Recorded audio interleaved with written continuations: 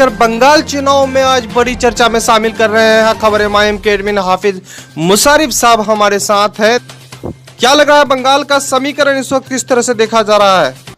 देखिए, बंगाल का समीकरण अभी तक ये साफ नहीं हो पा रहा, क्योंकि जिस तरीके से भारतीय जनता पार्टी और टीएमसी के बीच में मुकाबला है तो ये साफ नहीं हो पा रहा है। लेकिन वहीं अगर बात करते हैं मजलिस इत्तेहादुल मुस्लिमीन के बारे में, तो मजलिस इत्तेहादुल मुस्लिमीन पहले दूसरे चरण में उम्मीदवार, तीसरे चौथे चरण तक उम्मीदवार नहीं उतार रहे हैं और उनके जो अक्सर व बेशतर उम्मीदवार होंगे वो मजलिस इत्तेहादुल मुस्लिमीन के मुर्शिदाबाद होंगे, कोलकाता के इर्द गिर्द होंगे। इन अजला के अंदर मजलिस इत्तेहादुल मुस्लिमीन के उम्मीदवार खड़े होंगे। तो मजलिस इत्तेहादुल मुस्लिमीन की तरफ से अभी ऑफिशियली कोई ऐलान नहीं हुआ, लेकिन 13 जो मुर्शिदाबाद यूनिट है वहां से 13 उम्मीदवार को मैदान में उतारने का फैसला कर लिया गया है। और वहां तिकोनिया मुकाबला जो समझ में आ रहा था शुरू में कि तिकोनिया मुकाबला होगा, ऐसा संभवतः नजर नहीं आ रहा। कहीं ना कहीं टीएमसी भारी पड़ता हुआ नजर आ रहा है। इस बार जो है टीएमसी के लिए बहुत बड़ी खबर आ रहा है कि बंगाल में टीएमसी इस बार मुस्लिम उम्मीदवारों को कम टिकट दे रहा है। जी हाँ, बिल्कुल सही आपने कहा कि मुस्लिम उम्मीदवारों को कम टिकट दिया है। कहीं ना कहीं टीएमसी भी सेकुलरिज्म का जो सॉफ्ट हिंदुत्व की तरफ चल पड़ी है। और जो कहते हैं कि एक बारहा ये जुमला कहा जाता है कि नौमो निहात सेकुलर पार्टी, वो सिर्फ नाम की भी सेकुलर रह गई है। क्योंकि अगर वहाँ की आबादी की बात की जाए, बंगाल एक ऐसा राज्य है जो देश के अक्सर मुस्लिम बहुमूल्य राज्य तो नहीं, लेकिन दूसरे राज्य के बनिस्बत उसमें मुस्लिम बहुमूल्य राज्य, इसलिए कि 30% वहाँ अल्पसंख्यकों की आबादी है। उस हिसाब से कम 100 उम्मीदवार जो है अल्पसंख्यक से होना चाहिए टीएमसी की तरफ से। क्योंकि लगातार टीएमसी को 2011 के बाद से ही टीएमसी को अल्पसंख्यक वोट लगातार मिलते रहे और ऐसी सूरत में मजलिस इत्तेहादुल मुस्लिमीन का वहां चुनाव लड़ने के ऐलान से ही खलबली जरूर मची थी। तो कहीं ना कहीं इन सारी चीजों से टीएमसी बचने के लिए सारी चीजें कर रही है, लेकिन ये कहीं उलटा न पड़ जाए और गलत मैसेज ना चला जाए जिससे टीएमसी को खामियाजा भुगत पड़े और इसका फायदा सीधे तौर पर कहीं ना कहीं कांग्रेस लेफ्ट या फिर आईएसएफ इंडियन सेकुलर फ्रंट उठा ले। इसका खामियाजा से टीएमसी को भुगतना पड़ेगा। जैसा आप बता रहे हैं कि मजलिस इत्तेहादुल मुस्लिमीन आखिरी चरण में अपने उम्मीदवार उतारेंगे, न उनको तैयारी करने का मौका मिला है और आखिरी चरण में अगर उम्मीदवार उतारते हैं तो क्या इसमें कामयाबी मिल सकती है? देखिए, बंगाल चुनाव सिर्फ प्रोग्राम्स या जलसा जुलूस से तैयारी नहीं होता। बंगाल में 3 साल से मजलिस इत्तेहादुल मुस्लिमीन तैयारी कर रही है। हमारी यूनिट बन चुके हैं। जितने सीटों पर एआईएमआईएम अपने उम्मीदवार खड़ा करेंगे, वहां के बूथ लेवल की कमेटी से लेकर के अवाम के दरमियान, आप सोशल मीडिया में चीज गर्दिश कर रही देखते होंगे कि घरों में जा जाकर मजलिस का जो है पेंटिंग बनाया जा रहा है, पतंग का पेंटिंग बन रहा है। तो हर घर तक मजलिस का काम हो रहा है, जहां मजलिस के नुमाइंदे खड़े होंगे। इस पर मजलिस के जो जिम्मेदारान है वहां पूरी जोर और लगन के साथ काम कर रहे हैं। हम पूरे बंगाल के लिए नहीं है, सीमित सीटों के लिए है। तो हमारी चहलकदमी नहीं बल्कि हम हंगामा मचा रखे उन सीमित सीटों पर। जिस तरह से मजहरुल हसन पहले बंगाल के प्रदेश अध्यक्ष कहे जाते थे, वो किनारा ले लिया है और आप कहते हैं कि बंगाल जो है पहले मजबूत था। तो बंगाल के जमीरुल हसन साहब का कहना है कि मजलिस को यहाँ पर उम्मीदवार ही नहीं मिलेगा जो टिकट देगा।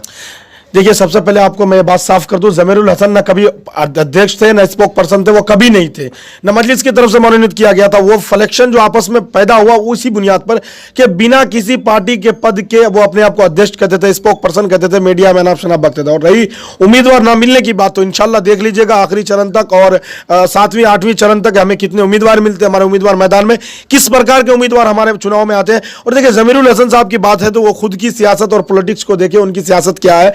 अगर वो इतने मजबूत सियासत में होते तो आज उनकी 30-35 साल सियासी जिंदगी गुजारने के बाद क्या वो आज तक एक वार्ड काउंसिलर की चुनाव भी जीत सके या लड़ सके? तो आखिर किस बुनियाद पर वो इस तरह के दावा कर रहे हैं? खैर, उनके दावा में कितना सच्चाई है आपको मैं दावा मैं नहीं करूंगा, लेकिन आने वाला वक्त साबित हो जाएगा कि एमआईएम को उम्मीदवार नहीं मिलेगा। एमआईएम को खुशामद कर रहे हैं, चौथे 5वें चरण के लिए चुनाव लड़ने के लिए दूसरे अजला से, दूसरे विधानसभा से लोग जा जाकर के उम्मीदवार, अच्छे उम्मीदवार खुशामद कर रहे हैं।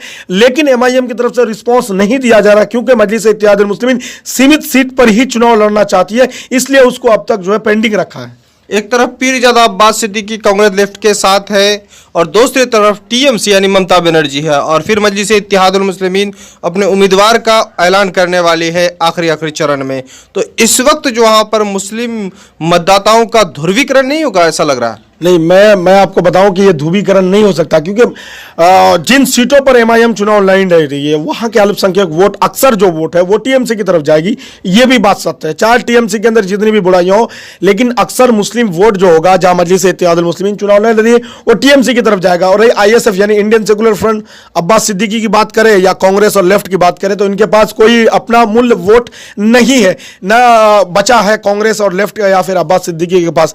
और बंगाल के लोग इस चीज को जानते हैं कि इनकी सरकार नहीं बन रही है, लोग हुकूमत में नहीं आएंगे, और इनको वोट देने से मतलब कि वोट का बर्बाद होना है, तो इस वजह से उसकी तरफ वोट नहीं जाएगा। लेकिन मजलिस इत्तेहादुल मुस्लिमीन को क्यों वोट देंगे, वो भी तो सरकार नहीं बना रही, ये भी सवाल है। तो मैं आपको क्लियर कर दूं, मजलिस इत्तेहादुल मुस्लिमीन को कहीं भी वोट दिया जाता तो सरकार बनाने और गिराने के लिए नहीं, बल्कि एक मजबूत आवाज के लिए, एक अच्छे नुमाइंदगी के लिए और एक अच्छे अपोजिशन पर बैठने के लिए और हक हुकूक के लिए ही मजलिस इत्तेहादुल मुस्लिमीन को शुरू से ही वोट दिया जाता है, जिन जिन राज्यों में वोट दिया जाता है, ना कि वो सत्ता में काबिज होने के लिए। तो मजलिस इत्तेहादुल मुस्लिमीन को वोट यकीनन मिलेगा, इसलिए मिलेगा कि बंगाल में भी एक नुमाइंदगी होना चाहिए, जिस तरह से बिहार में होता है। आपको पता है कि बिहार में जो 5 सीटें एमआईएम ने जीती है, तो यहां कोई सरकार बनाने और गिराने के लिए नहीं दिया, यहां के लोगों ने नुमाइंदगी को खड़ा करने के लिए दिया, यहां के लोगों ने जो हक हुकूक के लिए दिया, ताकि एक अपोजिशन की मजबूत आवाज बने। और बंगाल के लोग भी, क्योंकि हमारा कल्चर, सीमांचल का कल्चर और बंगाल का कल्चर अगर देखिएगा, मजहबी तरीके से या रस्म रिवाज के एतबार से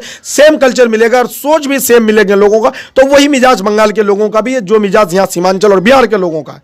अब इस वक्त बंगाल के लोगों को किस तरह से मुजाहरा करना है पूरा सियासी माहौल देखकर? देखिए, सबसे पहली बात तो बीजेपी से बचने का लाहे अमल तैयार करना है। मैं ये नहीं कहूंगा, लेकिन आपको वोटों का जो है तकसीम नहीं होने देना, वोट को बंटवारा नहीं करना। यह सत्य है कि ये जो गठबंधन बना है कांग्रेस लेफ्ट का या और दीगर पार्टियों का, ये लोग आपको लुभाने की कोशिश करेगा, बहलाने की कोशिश करेगा, लेकिन यकीन जानिए उनको सत्ता नहीं आ रहा है, उनको वोट देने का मतलब कहीं ना कहीं वोट तकसीम होंगे।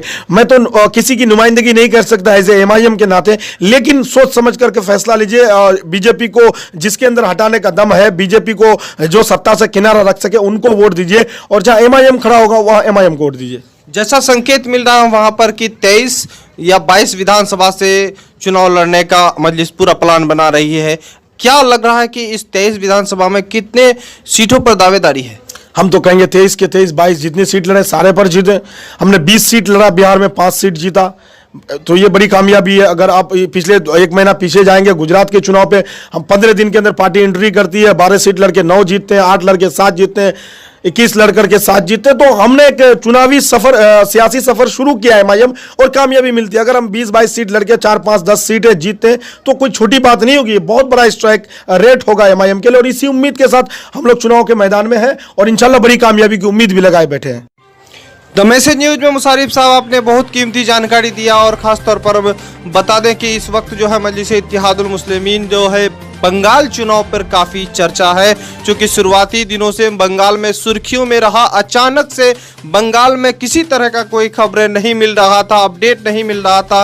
एक तरफ पीरजादा अब्बास सिद्दीकी कांग्रेस लेफ्ट में चले गए, और साथ ही साथ जमीरुल हसन ने ऐन वक्त पर पार्टी से किनारा ले लिया और इल्जाम लगा दिया। अब वहां मजलिस इत्तेहादुल मुस्लिमीन फिर लड़खड़ाते पार्टी खड़ी हो गई है, पूरी रणनीति तैयार कर। माजिद हुसैन इस वक्त बंगाल चुनाव की रणनीति तैयार कर असदुद्दीन ओवैसी साहब के जो है ऐलान का इंतजार में लगे हैं, और बंगाल के लोग भी इंतजार कर रहे हैं। और संकेत मिल रहा है कि आखिर तक जो 8 चरण